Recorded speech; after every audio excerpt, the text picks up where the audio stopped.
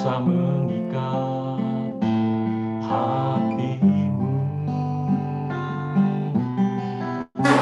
Pernahkah kau dengar kabar tentang Yesus? FGD. Dia sama dia. Nggak tahu. Dia akan selalu mengangkat segala bebanmu. Datang sekarang pada Yesus, sambut Dia dalam hidupmu. Dia akan menolongmu sepanjang umur hidupmu. Datang sekarang pada Yesus, sambut Dia dalam hidupmu. Dia akan menolongmu sepanjang umur hidupmu. Penolong yang setia, Raja yang perkasa, Tuhan yang mulia, Tuhan yang pulihkan. Penolong yang setia, Raja yang perkasa, Tuhan yang mulia, Tuhan yang pulihkan. Datang sekarang pada Yesus, sambut Dia dalam hidupmu. Dia akan menolongmu sepanjang umur hidupmu.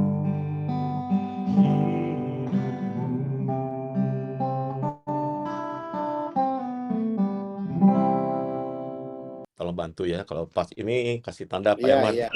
Siap, thank you. Oke, sebelum mulai saya bacakan disclaimer ya.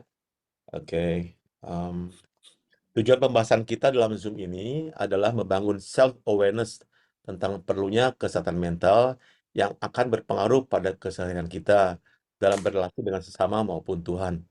Speaker membantu memberikan info awal pemulihan diri atau self-healing.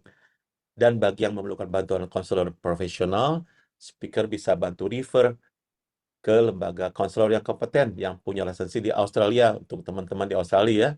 Atau Anda bisa menghubungi GP Anda masing-masing. Speaker membatasi diri hanya dalam konseling dasar dari segi rohani saja dan bukan sebagai konselor profesional. Oke, itu disclaimer dari sebelum kita mulai. Kita akan doa dulu ya. Mari kita berdoa. Thank you Lord Jesus untuk sore yang baik ini, yang indah Tuhan. Engkau adalah wonderful counselor Tuhan kami. Biarlah Engkau pakai kami semua untuk belajar apa yang Kau inginkan kami terlakukan dalam hidup kami, even untuk memulihkan diri kami atau menolong orang-orang yang punya masalah, kesulitan, untuk mereka dapat Kau pakai mengenal Engkau lebih dalam lagi Tuhan, kedaulatan-Mu, kasih-Mu, dan mereka mengerti dan kami pun mengerti perjalanan hidup kami untuk ke depan, untuk Kau pakai berbuah lebat untuk kemuliaan nama-Mu. Thank you Lord. Amin. Pakai hamba-Mu yang banyak kelemahan, kekurangan, untuk menyatakan isi hati-Mu untuk kami semua. Thank you, in the name of Jesus. Amin. Haleluya. Amin. Haleluya. Amin. Oke, thank you Pak Erwan, Pak Adam, ya Pak Jeffrey, dan semua teman-teman senior saya di Full Gospel. Izin saya share screen ya. Oke. Hari ini izinkan saya untuk berbicara satu topik mengenai love your enemies, kasih musuhmu. Ya, ini adalah sesi ketiga yang terakhir dari self healing. Ya.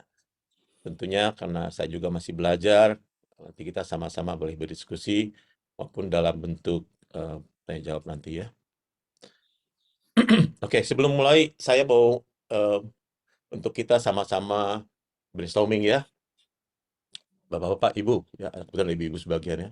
Kira-kira apa yang saudara lakukan kalau ada orang datang sama kita harus bilang gini, "Eh, aku lagi depresi nih, aku lagi kesepian, aku rasanya," atau dia ngasih lihat nih, tengahnya garis-garis ya, sobek-sobek banyak.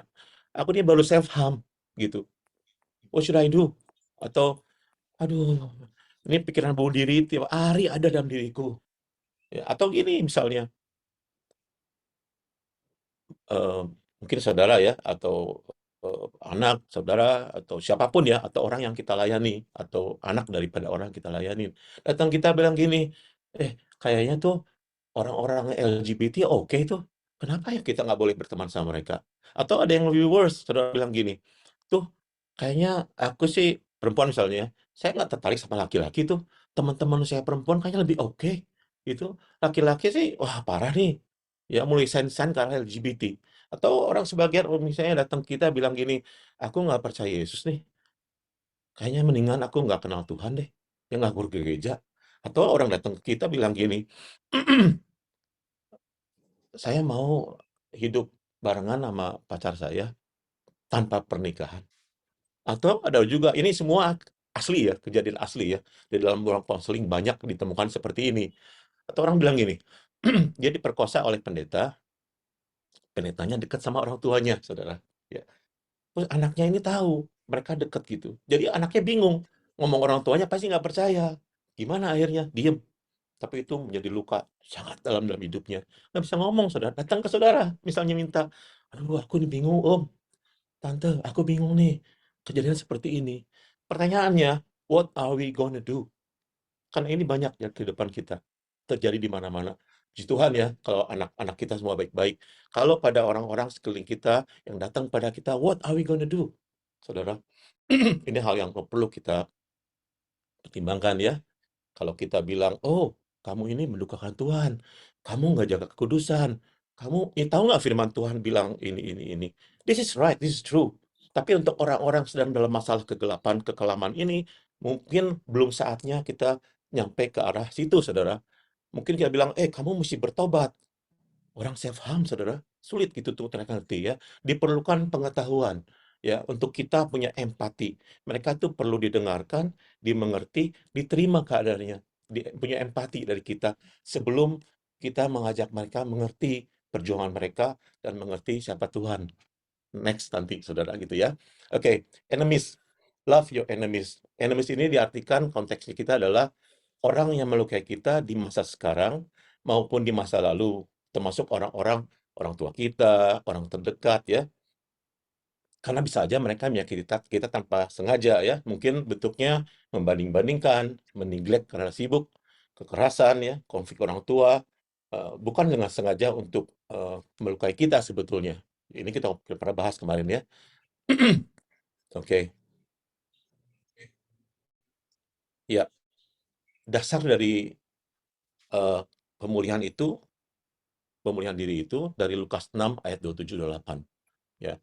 Tetapi kepada kamu yang mendengarkan aku berkata, kasihilah musuhmu, love your enemies.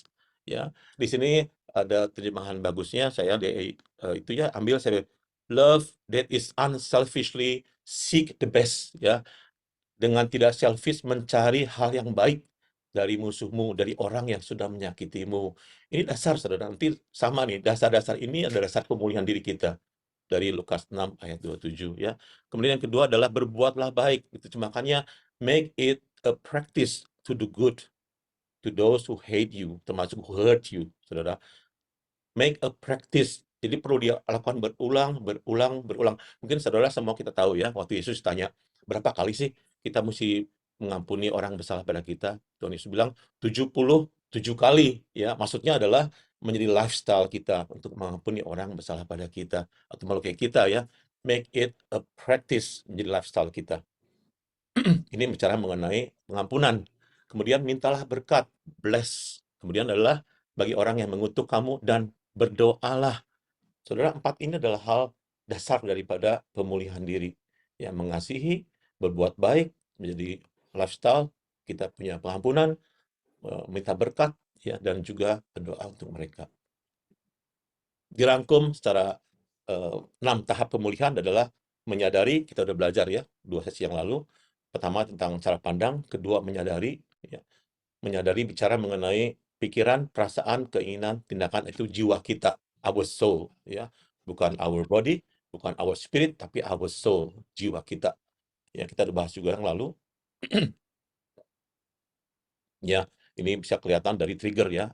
Ada hal apa yang men-trigger kita di masa sekarang yang menimbulkan respons kita atau reaksi kita yang berlebihan dari sewajarnya, entah lewat perkataan, atau perbuatan, atau keadaan.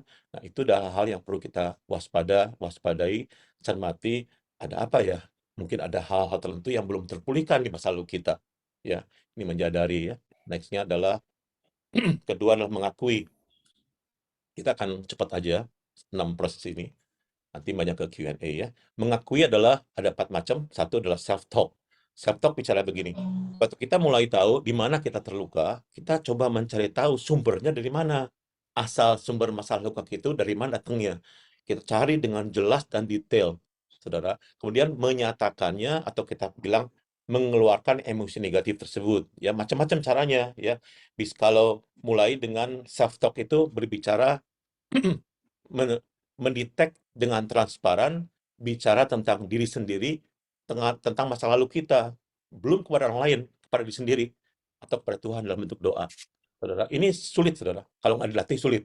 Karena kita cenderung menutup masa lalu kita yang terlalu pahit, terlalu susah, terlalu sedih, terlalu menyakitkan, sehingga kita tidak berani buka. Ini perlu pelatihan. Ya, mampu berani bicara transparan tentang diri kita di masa lalu. Ya, perlu ketulusan untuk mengeluarkan emosi negatif, perlu self-awareness yang jernih, dan kerendah hatian dan terbuka. Ya, sebelum nanti kita kalau memerlukan mentor, atau counselor, atau kakak rohani untuk berbuka, belajar untuk self-talk dulu. Berani nggak kita melihat dengan jernih masa lalu kita yang menyakitkan? Ya, ini perlu pelatihan. Ya. Tujuan self-talk lainnya apa? Mensinergikan antara pikiran dengan emosi. Saudara sering dengar gini nggak? Saya pernah ngalamin juga, ada satu orang yang dia sudah khotbah, anak muda ya, sudah khotbah di gereja, 25-an umurnya, dia khotbah tentang kasih Tuhan. Wah, luar biasa ya. Sampai rumah, ya, kebetulan orang tuanya bercerai, baru 2-3 tahun bercerai ya. Anak ini dekat sama papahnya. Jadi waktu orang tuanya bercerai, dia sangat marah dan nggak terima keadaan itu. Ya, jadi dia tidak bisa mengendalikan, bahasa saya, tidak berdaya mengasihi mamanya, saudara. Yang bingung siapa? Adiknya. Saudara ya, perempuan sama perempuan. Adiknya ini bergereja, sama-sama anak muda. Waktu kakaknya berceramah, berkhotbah tentang kasih, adiknya bingung. Kenapa di gereja lu ngomongin kasih, di rumah lu nggak bisa terapin kasih, saudara? Dia bingung. Dia juga hampir kena mental health-nya, mental issue-nya kena, saudara. Tapi waktu lewat counseling, kita kasih tahu bahwa, it's two different things. Kakaknya itu mensampaikan firman Tuhan, yes, Tuhan pakai dia, Holy Spirit pakai dia menyampaikan firman Tuhan. Tapi hati yang terluka, soul yang terluka itu, dia perlu pemulihan. Jadi waktu dia pulang ke rumah, dia sulit, walaupun tahu, menerapkan firman Tuhan yang even dia sendiri khotbahkan, saudara. Dan ini banyak, saudara, di mana-mana, saudara. Jadi mereka seringkali frustasi. Mereka seringkali merasa munafik. Kenapa ya? Gua ini bisa khotbahin, tapi nggak bisa praktekin. But we know, kita belajar, kita tahu. Karena antara pikiran, saya emosi ini tidak sinergi, saudara. Ya, perlu kedamaian antara pikiran, emosi, sama perilaku. Oke, itulah perlu pemulihan. Next-nya adalah mengenai menabung emosi positif ya. Datang kepada Tuhan, masuk dengan self-talk, datang kepada Tuhan untuk mengerti di mana potensi yang Tuhan kasih. Apa bakat kita, kelebihan kita, orang-orang yang mengasihi kita, sehingga kita bertahan sampai hari ini. Semua itu nanti setelah emosi negatif, bagaimana menabung emosi positif ya. Terus kemudian kita datang kepada Tuhan untuk tahu apa makna dan tujuan dari semua hal ini terjadi dalam hidup kita. Sehingga kita bisa mengerti maksud baiknya. Ya, mengakui kelemahan kita dan perlu campur tangan Tuhan. Seperti Paulus yang kita pelajari 2 sesi yang lalu ya, di dalam dagingnya. Kita kenal, kita tahu bahwa Tuhan Yesus mengizinkan semua terjadi untuk maksud baik dalam hidup kita, supaya kita bergantung terus sama Tuhan. Itu next, saudara, namanya itu adalah menabung tabungan positif. Ya. Menulis adalah bagian juga dari kita untuk mengakui apa yang menjadi hal-hal yang melukai hati kita di masa lalu ya. Kalau kita nggak bisa ngomong, kita nggak bisa self-talk, bisa dalam bentuk tulisan. Saya pernah coba, saudara. Terus saya kayak mama saya coba tulis ya, apa yang kesedihan apa yang ada di diri saya yang tidak bisa saya ucapkan dalam kata-kata, saudara. Atau curhat, atau katarsis pada safe person. Ini saudara, safe person. Safe person, ini kurang ya, katarsis. Adalah orang yang mengerti, yang bisa mengerti, eh, apa, mengerti masalah orang, kesulitan orang. Seperti tadi contohnya ya, orang yang tidak bisa, orang yang sulit untuk menerapkan apa yang dia mengerti secara pikiran, karena firman Tuhan bekerja dalam hidupnya, dalam hatinya sulit, saudara, dalam perilaku. Kenapa? Karena dia terluka. Tapi waktu kita tahu, kita bisa menjadi self person. Kita nggak buru-buru bilang, lu kok bisa khotbah begitu, tapi perilaku begitu. Enggak, saudara. Dia nggak terkondem, dia nggak dihakimi oleh kita. Nggak merasa dihakimi oleh kita. Karena kita menjadi safe person yang bisa mengerti apa masalah mereka. Untuk itu kita perlu belajar ya. Terakhir adalah counseling. Untuk kasus yang berat tentu perlu counselor. Yang ketiga, proses memaknai atau mendekati sumber masalah dari dekat ya. Semua masalah pasti ada alasannya ya. Dalam proses ini adalah ada proses pengampunan. Tadi udah ya, mengeluarkan emosi negatif, positif, mengerti proses Tuhan dalam hidupnya, kemudian memahami dari dekat, termasuk dalam proses pengampunan, yang mengampuni orang-orang yang bersalah pada kita.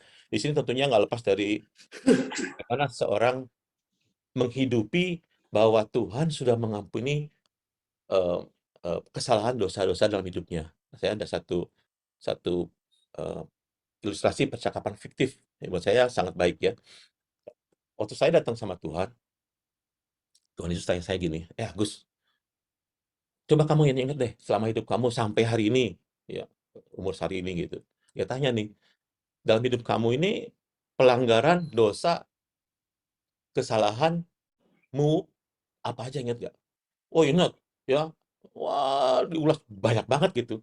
Even mungkin orang lain nggak tahu.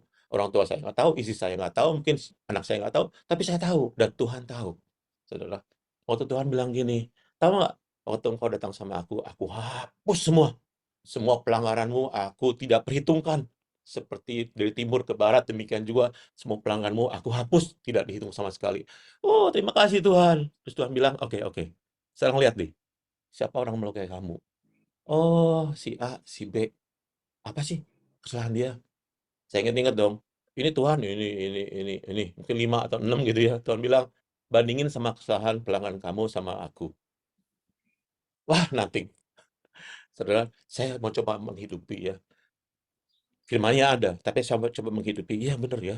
Tuhan nggak ada apa-apanya. Tuhan bilang, hidupilah terus. Bahwa pengampunan, bahwa aku mengampuni engkau dalam segala kesalahan hidupmu. Untuk itu kau belajar mengampuni orang lain bersalah padamu. Ya, hal lain adalah berdamai dengan diri sendiri. Kita juga butuh maaf ya dari orang lain. Dan satu lagi adalah dalam proses memaknai itu adalah kita belajar menjadi agen Kristus ya. Bagaimana kita menjadi contoh bagaimana mengampuni orang lain bersalah pada kita. Seperti Yesus ya. Next, yang keempat adalah mensyukuri. Mensyukuri ini adalah mensyukuri hidup ya. Hidup itu lebih dari sukses, dari uang, dari kemewahan, prestasi, nama. Seringkali kita sering dengar ini ya, tapi kadang-kadang dalam kehidupan saya juga suka lupa, saudara. Wah, mengejar prestasi itu kayaknya lebih dari hidup. Lupa makan, lupa tidur, lupa self love, lupa keluarga gitu kan. Saking terhanyut dengan apapun yang kita kejar, saudara, kadang-kadang lupa saya pun. Ya padahal hidup itu lebih daripada kesuksesan, uang, kemewahan, prestasi, nama, saudara. Atau even kegagalan, saudara. Lebih dari itu. Atau mental issue. Hidup itu lebih dari semua itu. Ya, saya ada satu contoh. Mungkin saya pernah sharing juga. Waktu anak saya bilang, Pak, saya mau move out. Dia pernah Tuhan pakai untuk melayani Tuhan ya, belasan tahun. Dengan sungguh-sungguh. Saya mau move out, katanya gitu. Sama pacar saya. Saya bilang, you haven't got married yet. Kita udah decide we want to move out. Wow. Ya. Ya. Pacarnya juga anak seorang pendeta yang aktif kan. Saya ketemu papanya juga, kita ngobrol. Kita pun saling sharing gitu kan. Papanya itu kan tentang keras anaknya untuk pindah sama anak saya laki ya. Pindah rumah untuk sama Leven gitu. Menentang keras gitu. Tapi saya dapat satu insight dari Roh Kudus yang sangat baik buat saya. Saya berbincang sama papanya itu, saya bilang gini, bro, dia bilang gini, coba bayangin di saya nih, saya pendeta aktif, anak saya perempuan mau move out sama anak you, gitu. Gimana saya ngadepin jemaat? Gimana saya mesti bicara sama mereka? Saya dikasih insight baik sama Roh Kudus. Saya bilang berdua sama dia ngobrol begini, bro, we have the same, kita sama-sama the same boat. Walaupun anak saya laki, anak perempuan, tapi tidak mudah. Ya kita tidak setuju kok, basically. Pertanyaannya adalah, what can we do? Ini adalah contoh bukti bahwa kita tidak dekat dengan anak kita. Kita mesti terima bahwa ini adalah kekurangan, kegagalan kita tidak dekat sama mereka dari kecil. Sehingga nilai kita tidak bisa masuk ke mereka. We have to accept this. Ya, bahwa kita sebagai orang tua sampai saat ini masih gagal menerapkan nilai yang baik kepada mereka. Dan kita nggak bisa blame mereka untuk melakukan itu, walaupun kita nggak setuju. Tapi kita mesti terima. Kenapa? Dengan begitu, dan kita bisa dekat dengan mereka secara pribadi. Seperti anak hilang, saudara ingat ya, Lukas ya. Walaupun anaknya belum bertobat, datang terkoyak-koyak semua, bapaknya buka tangan. Belum tahu anaknya tobat, nggak tobat. Selagi anaknya masih hidup, dia peluk anaknya, dia terima apa adanya, unconditional love. Saudara, saya belajar itu, bahwa kegagalan anak pun hidup lebih penting daripada even kegagalan anak kita. Dan kita punya relationship untuk memperbaiki hubungan kita, ya. Hidup lebih penting, rayakan hidup lebih penting. Tidak ada luka sia-sia, saudara. Nggak ada luka yang Tuhan, saya ada satu quote bagus ya di LK3. Semakin besar luka kita yang Tuhan izinkan, semakin besar luka yang Tuhan izinkan dalam hidup kita, semakin besar kesempatan kita untuk dipakai Tuhan untuk memulihkan orang lain. Wah, buat saya itu keren. Ada harapan terus saudara ya dalam luka kita ya. Yang terakhir adalah God's plan. Kenapa kita bersyukuri semua hidup kita?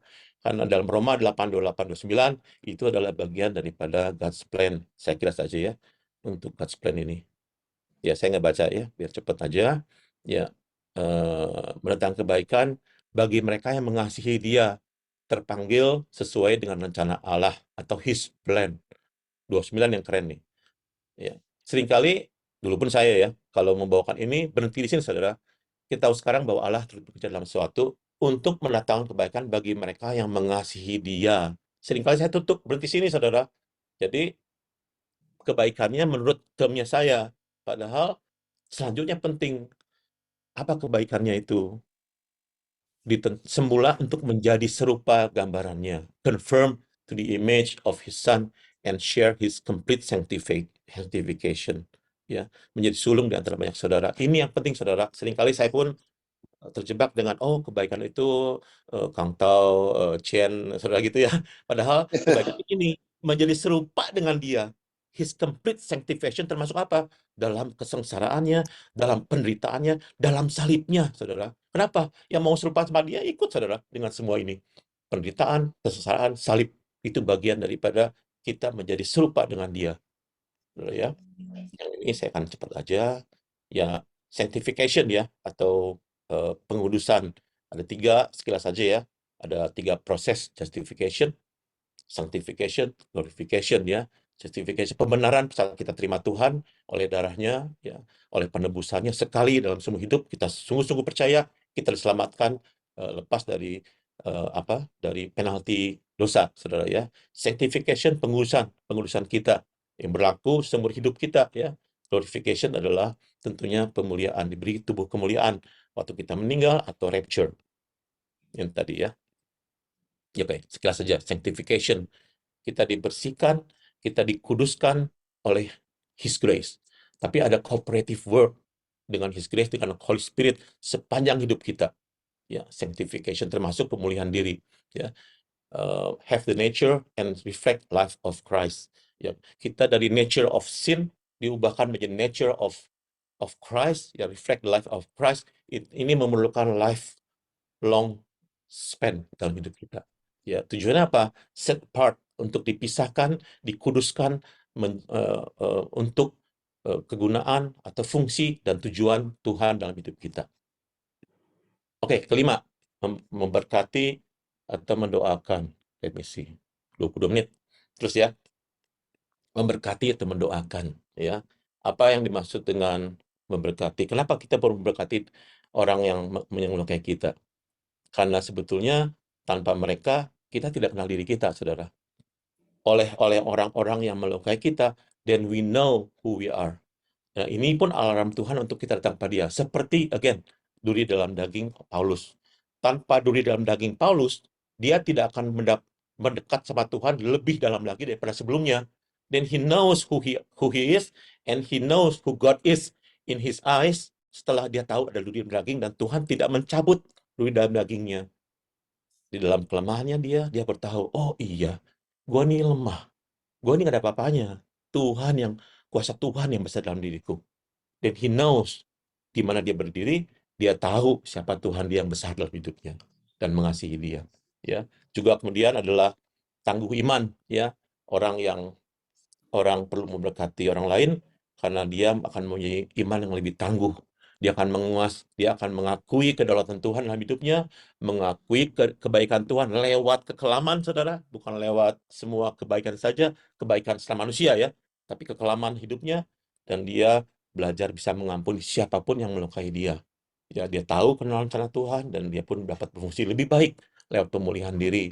Yang terakhir adalah tangguh secara emosi. Orang kita tahu ya, orang up and down seringkali itu menjadi tangguh, saudara. Lebih tangguh untuk menghadapi masalah baru yang ke depan, bukan yang lampau aja, even yang ke depan. Karena dia tahu, he knows who he is, dan dia tahu bagaimana menghadapi masalah-masalah ke depan. Dia lebih tangguh secara emosi. Next ya. Terakhir keenam, menikmati. Ya, menikmati masalah. Luka adalah aset pribadi, aset milik pribadi. Apakah dipulihkan atau nggak dipulihkan? Ya. Atau dipulihkan atau dia nggak dipulihkan. Ya, saya di sini kebetulan ada Audi ya, saya ngobrol sama anak saya juga tentang dia mengalami depresi 10 tahun lebih ya pada hari ini ya.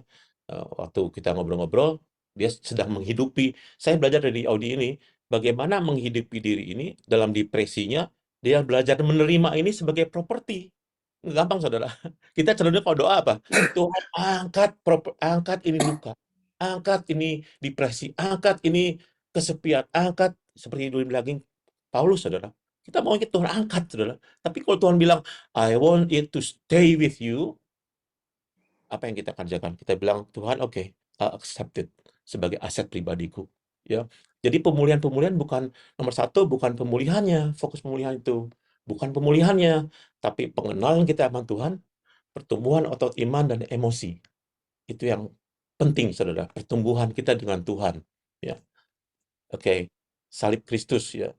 Lukas 9 ayat 23 kita semua tahu ya. Setiap orang yang mau mengikut aku harus menyangkal dirinya dan memikul salibnya setiap hari dan mengikut aku.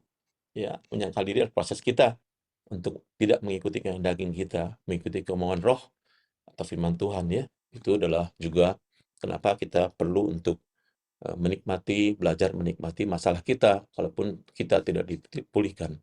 Terakhir tentunya, ya, setiap masalah pasti ada wisudanya, ya. Entah wisudanya Tuhan eh, eh, selesaikan sebelum Tuhan panggil pulang, atau waktu Tuhan panggil pulang, saudara, itu wisuda, saudara. Tadi ya, oke. Merekayasa lingkungan, ini salah satu bentuk pemulihan, saudara. Bagaimana mengubah rumah, kota, gereja, sekolah, hobi seorang. Kalau perlu, mesti pindah rekayasa lingkungan, tidak di tempat yang sama untuk proses pemulihan seorang. Ya, ya, juga pekerjaan, perkawinan, atau orang reparenting. Kalau orang tua itu memang tidak berubah sampai hari ini dan mereka betul-betul terus melukai, perlu reparenting, saudara. Cangkok gitu ya, kalau pohon ya, mencangkokkan dari pohon yang lama ke pohon yang baru supaya menjadi berbuah yang lebih baik. Itu pun hal yang baik, saudara. Reparenting, ya, persahabatan yang heartwarmer, mencari orang-orang.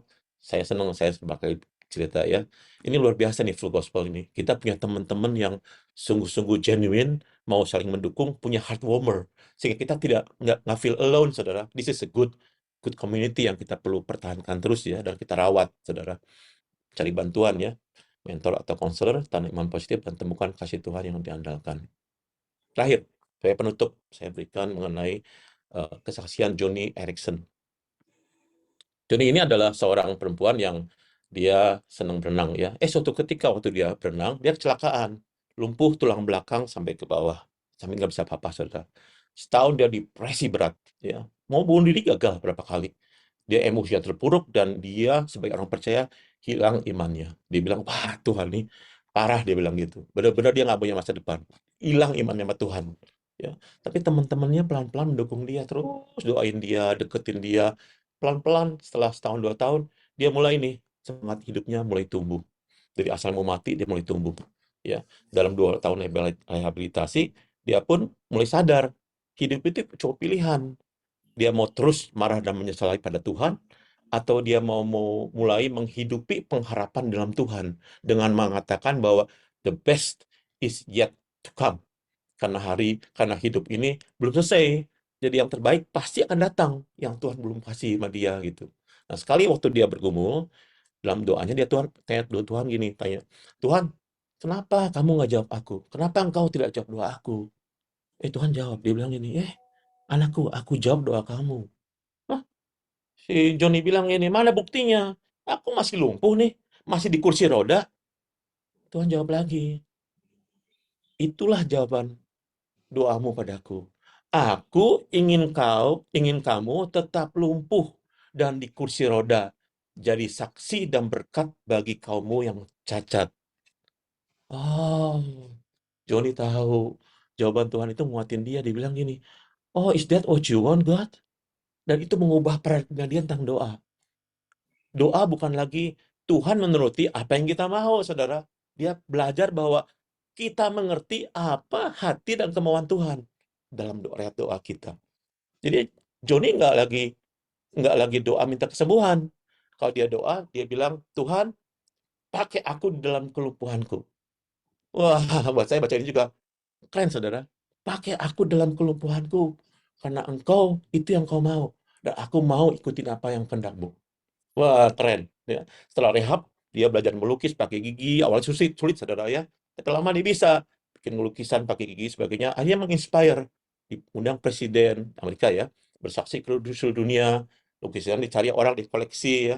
Dan akhirnya dia bikin buku-buku bestseller juga di mana-mana, saudara. Satu bukunya adalah Tuhan menjawab doa kita bukan seperti yang kita minta, tapi seperti yang Dia mau. Ya, 2 menit lagi, 1 menit lagi ya. Kisah hidup Joni ini mengubah hidup orang banyak sampai hari ini.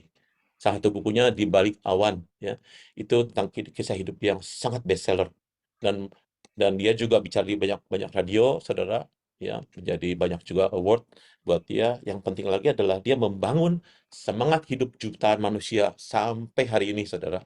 Saudara perhatikan ya, Tuhan ini bisa pakai hidup manusia di dalam mata manusia begitu parah ya, rusak ya, lumpuh, nggak berdaya. Tapi di situ Tuhan bisa pakai dia luar biasa, lebih dari orang lain, saudara. Ya, perlu mengerti makna, alasan, tujuan semua peristiwa dalam hidup kita. Salah satu tugas kita sebagai safe person, atau saudara mungkin kalau diberi kesempatan menjadi counselor ya, saudara, satu tugas kita adalah mendampingi orang-orang tersebut, orang-orang yang punya mental issue, entah masalah yang berat, saudara, bagaimana mendampingi mereka untuk mereka menemukan makna, alasan, tujuan dalam hidup mereka supaya dapat mengenal Tuhan dengan kasih-Nya, dipakai Tuhan untuk masuk dalam tujuannya. Amin. Terima kasih. Itu. Wow, luar biasa, Bro Agus. Thank you so much. Nggak mudah ya, Pak Agus. Seperti untuk Joni ini, hanya dengan kuat kuasa Allah Roh Kudus yang dapat menolong kita melakukan gitu. Amin. Kalau Joni ini bisa, nggak mustahil kita juga bisa ya. Wah, mantap. Mantap, Pak Jeffrey. Baik, terima kasih Pak Agus. Thank Kiranya you. Tuhan memberkati terus, maju terus, be strong in the Lord. Amin. Tibalah kiranya kita masuk ke dalam Pak Adam untuk closing, untuk pengumuman, dan kemudian dengan doa tutup, dan kemudian Q&A ya setelah itu. Silakan Pak Adam. Oke, thank you Pak Jeffrey, and thank you Pak Agus Hermawan. Di sini juga ada Pak Vincent Wijaya yang sudah hadir. Mungkin cukup berapa lama di sini mendengar sharingnya Bro Agus. Thank you, Brother Agus. Ini bukan karena saya ingin ngomong thank you, ini benar-benar thank you. Karena impact-nya ya, impact yang Pak Agus telah share itu bukan hanya di meeting itu aja. Meeting-meeting yang selanjutnya kayak kemarin kita ada member meeting juga di 7 Saudara. Pak Agus nggak di sana. Tapi the conversation continue. Karena ada orang-orang yang so impacted by your sharing. Thank you. Itu yang important. And the most important is itu impact-nya itu ada perubahan di kehidupan teman-teman kita. Itu yang very impactful. Jadi thank you sekali sudah mengisi di tempat doa ini dan juga di chapter meeting atau di member meeting juga. Very good. On behalf of FGB MFI, saya hanya ingin mengucapkan thank you sebanyak-banyaknya. Terus kita bergabung, terus saling memperkuat ya. Amin. God is good. Thank you. Betul, di sini kita banyak sekali, bukan hanya Agus, kita juga ada teman-teman lain yang punya pengalaman hidup dan juga talenta yang benar-benar luar biasa. Mungkin beberapa minggu lagi kita akan dengar dari Pak David Wongso dan ministrinya The World Need a Father. Pak Christopher Emmanuel juga punya pengalaman dalam John Maxwell punya teaching. Ya, thank you. Kita semua kalau dicampur benar-benar ini FGB MFA kita bisa learn sangat banyak sekali. Kemarin malam saya dengan Pak Vincent kita hadir juga tentang servanthood leadership yang diadakan oleh saat pembicara dari luar FGB MFA, tapi yang hadir banyak orang FGB. Itu very useful ya. The more we learn, the more that we can serve others. Ya, thank you sekali lagi buat teman-teman. Amin. Karena kita malam ini ada meeting satu lagi, jadi saya mungkin akan mempersingkat dan akan memberi pengumuman saja. Pengumumannya adalah tanggal 22 yang buat yang di Sydney, Rabu depan kita ada chapter meeting teman-teman. Person in charge-nya itu adalah Bro Arman yang tadi membuka dengan worship song. Ternyata Bro Arman masih banyak simpenan lagu-lagu yang kita nggak tahu nih. Cuma satu aja. Ini, waduh kemarin ini nggak diisi ada depan Pak Inki ya. Mestinya dimainin juga Bro. Ini waduh luar biasa. Talenta yang luar biasa sekali. Thank you Pak. Stok masih banyak Pak. Stok masih banyak. Iya, Masih banyak. kayaknya masih banyak kayaknya. Ya minggu satu. Jadi ini Rabu depan itu person in charge-nya Pak Arman, dia sudah ada pembicara, sudah ada yang memberi kesaksiannya adalah tamu dari Indonesia, kalau nggak salah Pak Budiman Ranti ya. Mungkin kasih kesaksian, betul ya? Ini yang ngatur Pak Taufik tuh, udah kasih jempol. Hebat Pak Taufik cari orang Tomang paling pinter. Ya, terus jangan lupa juga kalau teman-teman yang belum register yang akan hadir di Melbourne tanggal 24 dan 25 masih ada tempat. Jadi ya register secepat mungkin karena waduh ini kita kalau melihat rundown-nya itu seru sekali. Pak Vincent aja akan hadir seminggu sebelumnya. Dia mau doa keliling katanya. Amin. Jadi ajarin sama Pak Arwan. Amin. Oke, gitu saja dari saya. Jangan lupa prayer ANZ prayer itu tiap hari Kamis. Pak Erwan dan Pak Jeffrey nggak pernah miss. Teman-teman yang lain juga mestinya nggak ada miss. Jangan pernah miss ya. Ini very important. Senin pagi kita juga ada doa sama-sama dengan nasional. Buat kita sih enak jam 9. Buat Sydney time itu jam 9. Buat di Indonesia jam 5 pagi. Jadi gabung ya teman-teman. Gitu aja dari saya. Saya tutup doa juga Pak. Ya, tutup doa juga Pak. Tadi saya koreksi sedikit Pak. Untuk minggu pertamanya monthly prayer Pak. Tiap hari Kamis. Oke, mohon maaf. Ya, minggu hari Kamis pertamanya itu monthly prayer. Kamis yang lainnya itu weekly prayer. Weekly prayer, ya. Thank you. Thank Ya, you, Pak Pak Adam, Adam. Pak Adam, kalau boleh sebelum doa, kita foto sekali yuk. Kalau yang bapak-bapak atau ibu yang bisa buka sebentar, kita foto sekali. Kita ada recordnya bareng-bareng, Amin. boleh ya? Oke, Oke.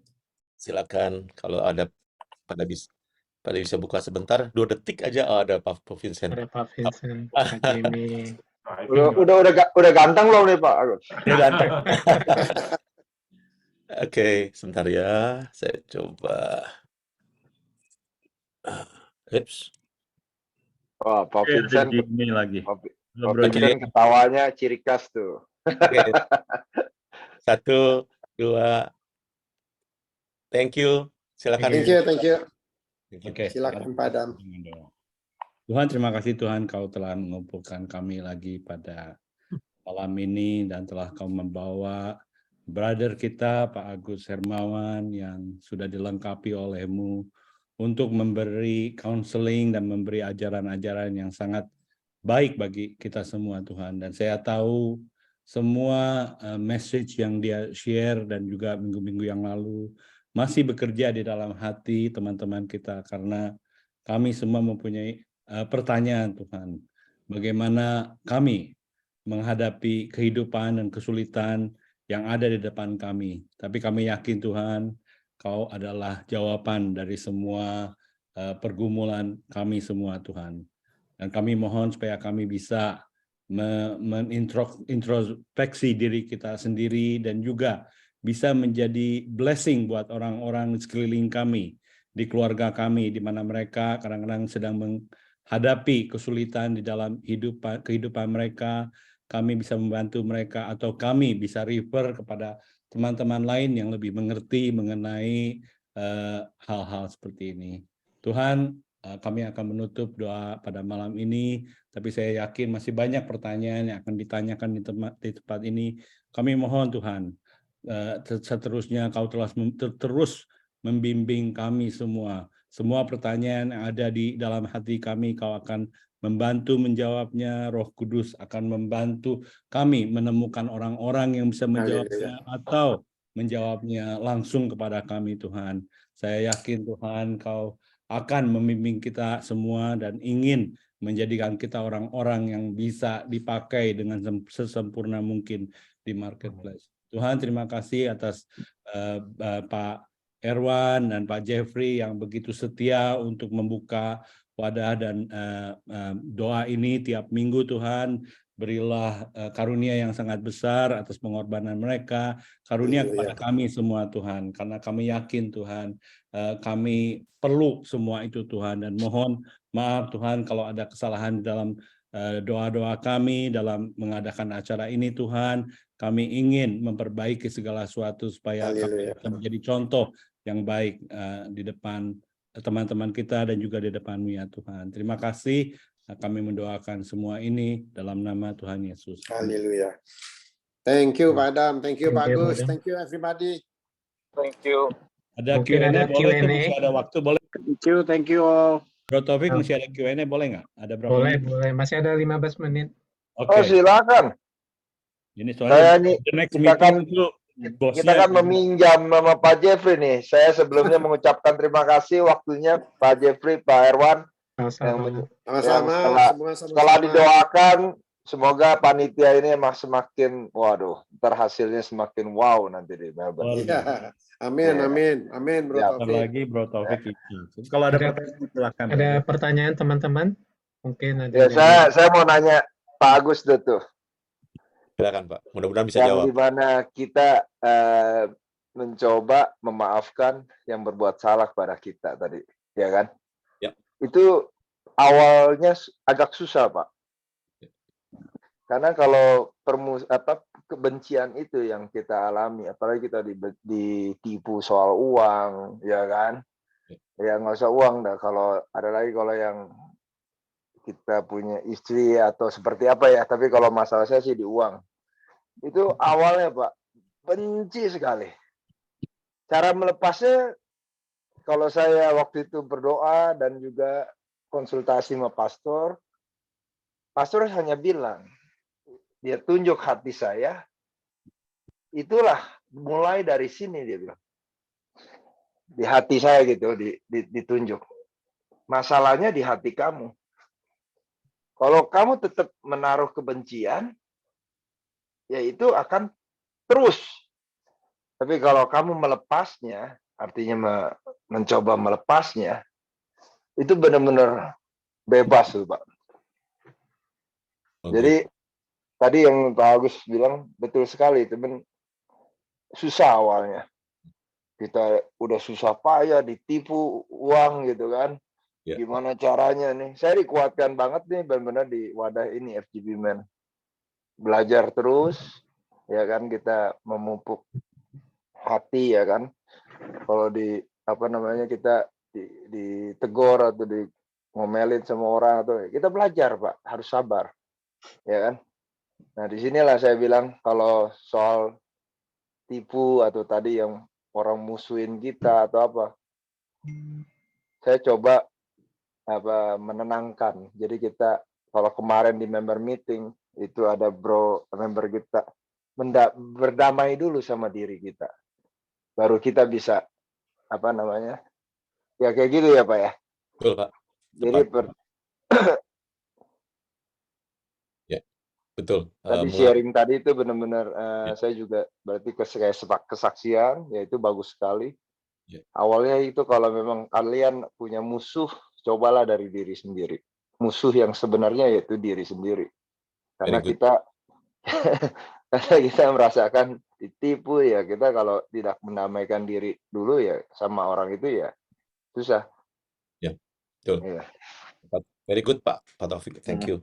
Ada kata tadi berdamai sama diri sendiri. Memang waktu kalau kita mau jujur ya, kita tertipu juga ada bagian dari kita yang terlalu percaya atau sangat percaya atau apapun namanya sehingga bisa tertipu sama dia. Ada andil kita, Pak, dari bagian kita sehingga kita tertipu. Di samping hal-hal lainnya ya, pengalaman dan maksud Tuhan untuk segala macam hal gitu tuh. Tapi menurut saya juga itu hal baik, Pak, bahwa berdamai sama diri sendiri dalam arti memaafkan diri sendiri karena kita begitu percaya sama orang sehingga tertipu. Itu adalah bagian tadi yang sampai Pak Taufik bagus sekali. Berdamai sama diri sendiri, mengampuni, memaafkan diri sendiri karena sehingga kita tanpa sadar bisa tertipu oleh orang lain. Itu bagian daripada betul, Pak, berdamai sama diri Betul. sendiri. Good. Very good, Pak. Very good. Thank you for sharing-nya, Pak. Ya. Makasih, Pak Gus. Sama-sama. Silakan yang lain. Silakan.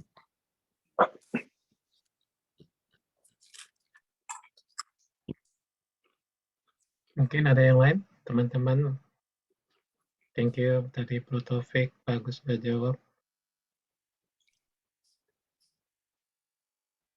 Saya sedikit ceritakan mengenai ada orang yang gini, Pak. Ini kan lebih berat yang soal menipu tadi ya. Atau gini, soal tadi tertipu tadi. Pada waktu kita tertipu, kita ada kemarahan begitu besar sama orang tersebut. Waktu itu kita bisa mengampuni atau terselesaikan, hati kita selesai. Itu artinya memang kita terluka oleh peristiwa itu aja, Pak. Kadang-kadang kita boleh di-take lagi ya, hal yang lain. Cermati.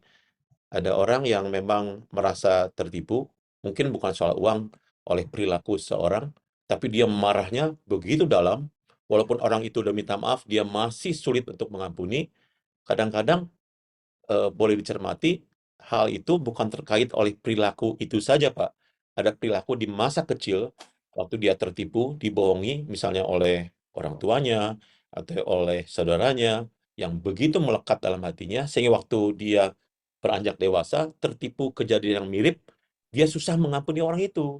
Jadi yang dia tidak ampuni sebenarnya bukan orang itu, tetapi masa lalu dia, kemarahan dia di masa kecil yang dibohongi oleh satu peristiwa dengan orang tuanya, orang tua atau saudara lah ya, yang dekat dengan dia. Nah, itu yang perlu dicermati, yang lebih sulit untuk orang itu mengampuni. Dan kalau kita bergerak di permukaan, bagaimana dia mengampuni orang itu saja, sulit, saudara, Bapak Ibu, karena kita hanya bergerak di bidang yang dia terluka sekarang saja, padahal lukanya mungkin masa lalu, terbawa masa lalu yang belum selesai, kemarahan, luka, tertipu, dibohongi, terbohongi oleh orang di masa lalunya, itu yang terbawa ke hari ini, tertrigger di masa sekarang. Jadi perlu cermati, yaitu waktu masa sekarangnya selesai, orang yang sudah minta maaf, kita merasa sudah mengampuni, kalau selesai, tidak mudah tertrigger, artinya sudah selesai. Gitu. Oke. Mm. Itu Silakan. namanya, Pak Agus, itu namanya luka batin bukan? Yes, betul Pak. Luka batin. Betul ya? Luka hati, luka batin, betul. Betul. Iya. Nah, bagaimana tuh cara mengobatinya tuh? Banyak teman-teman kita seperti itu. Ya, banyak sekali Pak. Di samping tadi 6 proses tadi yang saya sampaikan, nomor satu, paling penting nomor satu adalah mencari dulu sumber lukanya dari mana Pak. Sumber lukanya itu dari mana?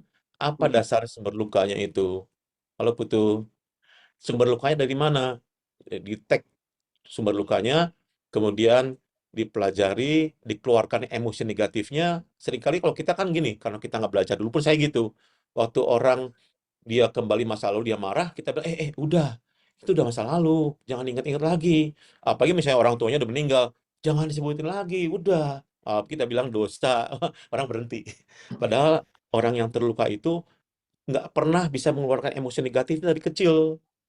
Karena dia merasa waktu kecil tidak mampu, tidak berdaya, nggak enak, tidak bisa. Orang tua bisa marah gitu kan. Dia pendem, dan kebanyakan kita gitu, kebanyakan kita. Dipendem terus. Nah, Sampai banyak dewasa pun kita masih memendam emosi negatif kita. ya.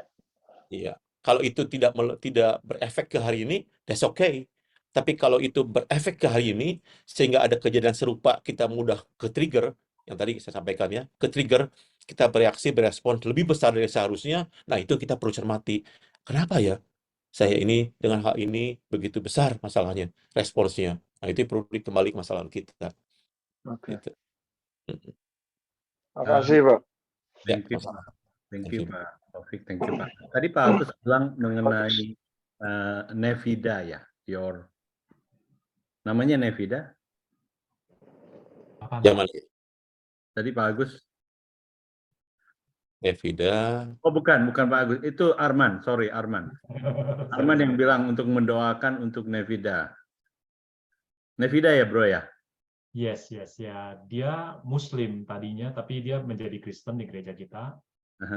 Dia seorang penyanyi yang handal, jadi sering dipakai ya nyanyi di Indonesia juga. Jadi saya sempat waktu bikin lagu ini saya rekam sama dia, terus rekaman ini muncul gitu, 6 years anniversary dari iPhone. Jadi saya tadi dengerin lagi, jadi saya ingat dia gitu. Saya telepon gimana keadaannya. Dia karena sekarang pindahnya agak jauh ya tinggalnya. Jadi bilang minta didoain supaya dia bisa aktif lagi ke gereja gitu loh. Bro Herman tahu orangnya nih, karena dia dari gerejanya Bro Herman juga. Oke, Bro Herman mungkin bisa doain Bro Herman. Mari kita doakan sama-sama. Nevida yang namanya ya. Nevi kita panggilnya. Nevi. Bro Herman tahu kan ya? Yang mana ya? Yang cewek penyanyi itu? Yes, ya suaranya bagus. Bukannya dia sudah lama percaya Tuhan? Iya, keluarganya belum bro. Jadi dia sering taruh di Facebook, banyak orang dari gereja yang bilang, oh kenapa itu pada pakai kerudung gitu loh. Jadi dia agak down waktu itu sempat tinggalin gereja. Maksudnya itu kan karena dia kan menikah dengan orang Persia ya. Tapi suaminya itu bukan Muslim loh. Itu agama ajaran apa gitu, yang agama di Persia, di Iran gitu. Jadi di Iran itu tidak semua orang beragama Muslim. Itu juga ada Zoroaster atau apa gitu, ya, agama semacam itu. Mungkin ya, saya tahu lebih dalam sih, tapi saya nggak bisa cerita. Ya mungkin Bro Herman nggak tahu banget di dalamnya. Tapi oke lah, kita doain buat dia aja. Saya nggak bisa sharing. Jadi ya itu memang sudah lama kita juga sering ini dulu sering dia juga minta doain apa gitu. Memang itu pergumulan juga tuh. Oke. Itu bukan hanya Nevi, itu masih banyak juga yang berlatar belakang yang sama ya. Itu yang dari tadinya agama seberang sekarang menjadi Kristen.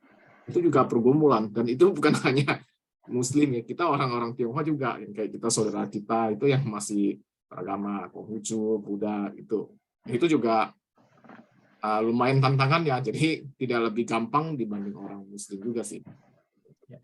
Ya, mari kita doakan dia ya, sambil kita akan selesaikan ini. Thank you Pak Agus ya. untuk malam ini. Thank you juga Pak Taufik.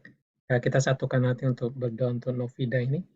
Terima kasih Tuhan Yesus, terima kasih untuk malam ini kami boleh kumpul bersama untuk mendoakan saudari Novida. Tuhan, walaupun kami tidak tahu persoalan yang sedang dihadapinya, mungkin juga beberapa teman sudah tahu, kami serahkan semuanya dalam tangan-Mu. Biarlah Engkau yang turut campur tangan Tuhan, biarlah Engkau memberikan dia hal-hal yang terbaik daripada Engkau Tuhan. Bila perlu Tuhan beri kekuatan, Tuhan beri hikmat, penyertaan Roh Kudus yang ada di dalam dia, agar boleh melewati masa-masa ini selalu bersandar dan berharap kepada Engkau. Apapun kehendak-Mu Tuhan, kami percaya itu adalah terbaik. Bila ada sesuatu yang bisa kami tolong, Tuhan berikan kami hikmat petunjuk-Mu, boleh kami bantu ya Tuhan.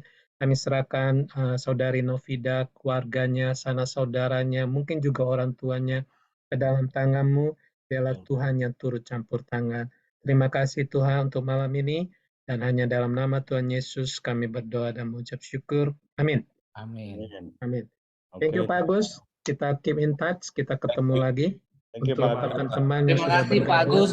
Thank you, Pak semuanya. David. Urusannya Ya, beres. bagus. Pasti Tadi lagi di semuanya. share ya Pak Agus. Yana, Tuhan berkati. Audi, Thank you, Pak. thank you Pak semua. David. Ya, Thank you. thank you Pakai semuanya. dulu Pak Agus, kita belum ketemu face to face nih next time. Iya nih. Udah lama. Thank you semuanya ya. Sekarang saya serahkan Thank you ke semuanya, Bro Tuhan berkati. Taufik. Udah, Bye. Ya. udah. Thank you Terima Pak, kasih semua. Pak Jeffrey, Thank thank you you. Bro Thank Alexander. you semua. Jeffrey, Udah makasih. tutup. Terima kasih, Pak Jeffrey. Ya, thank you semua Pak Adam. Thank you, thank you. Mungkin Erwan bisa dimasukin untuk minggu depan juga ini yang ibu yang apa Ya, yang perempuan Novida ini. ya. Ya. Ya, ya. Tapi minggu depan kita rencana khusus berdoa untuk Mel.